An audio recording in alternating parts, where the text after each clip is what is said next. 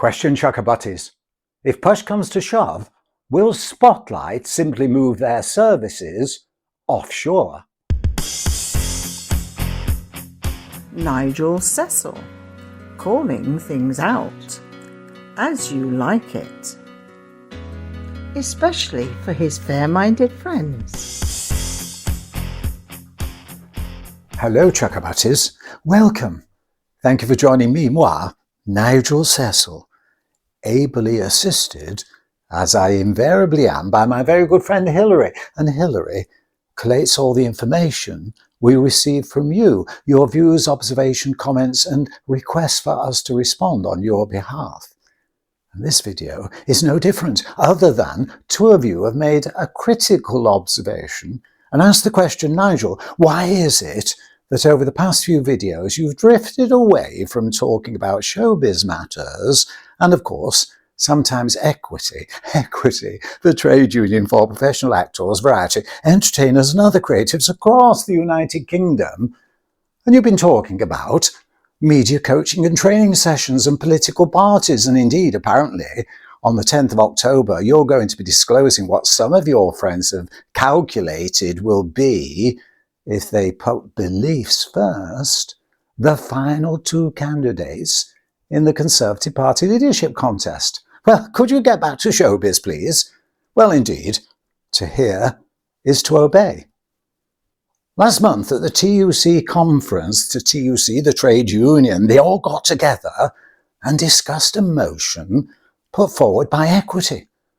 And that motion concerns Spotlight and a tax on hope, Equity's campaign. And the TUC overwhelmingly endorsed what Equity was seeking to achieve. And you said, Nigel, what is it all about? Well, in previous videos, we've mentioned Spotlight, the UK home of casting. They began operation back in 1927. And over the years, they've become, well, mega in a way. They are the home of casting.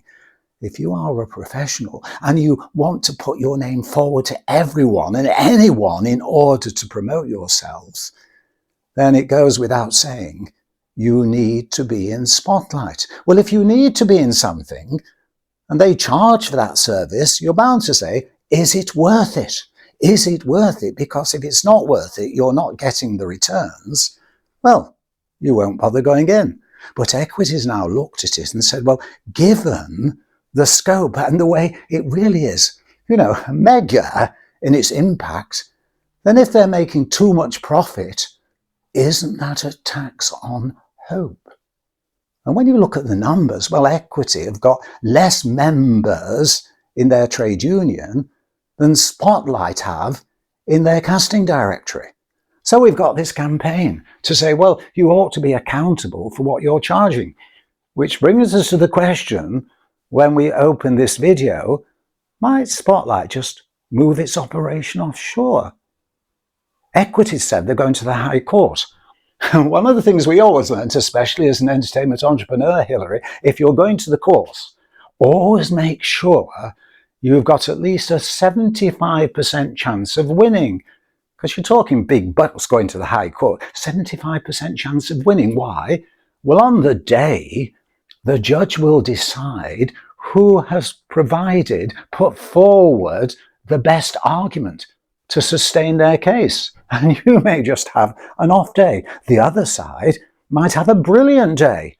But whichever way, it costs big bucks to go to the High Court. So unless you've got that 75% cushion, the advice is settle by negotiation. Don't go to the High Court.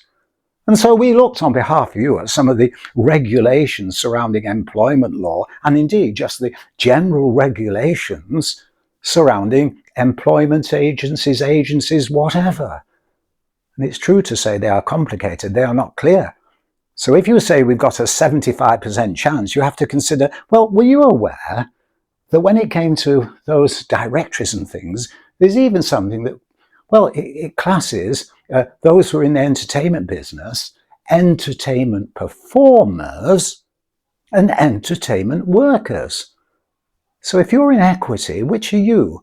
an entertainment performer or an entertainment worker. Like performers include actors, background artists, dancers even.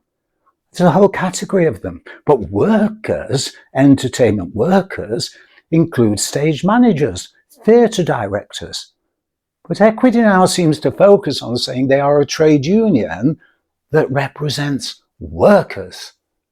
And HMRC have this idea that, well, actors can enjoy a privileged status in that they can be employed on one hand, but be Schedule D on another. So in opening this challenge to Spotlight, there are concerns that maybe it will open the door to other government agencies saying, are Equity members performers or are they workers? It may open a Pandora's box that really would be left closed. And of course, if Spotlight loses, well, it ends the tax on hope, which is brilliant for those who've got no money. We've got no money, we need to get a job. So it's understandable that a tax on hope is appealing to everyone. But Spotlight is now part of an international global conglomeration. So just like when you come to pay your household insurance, often it's to an offshore company that has a trading arm in the United Kingdom, but actually is operated from Cyprus, Gibraltar, wherever. And as the service is now offered in order to be a casting shop window by Spotlight online, couldn't they just say, well, okay, we've lost, they want more money off us, but we're going to provide the same services, but we'll move our actual operation, our services, and the way they are provided on the internet offshore to one of their other companies. So where does that leave everyone? A load of hassle, a load of jiggery-pokery and all sorts of things, costs here, there and everywhere, but the outcome, well, it won't really benefit anyone, will it? So, 75%, 25% cushion, a tax on hope. All of us want to avoid a tax on hope, but we don't think that this issue with Spotlight is as clear as some seem to think it is. Now we see through a glass darkly. Raise the screen, raise the curtain, and I hope you all get a lot of hope. Please join me again. Thank you very much from Nigel and from Hilary. Bye for now.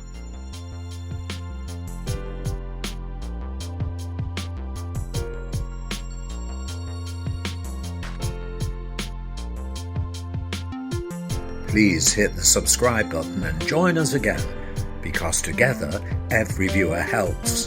Thank you.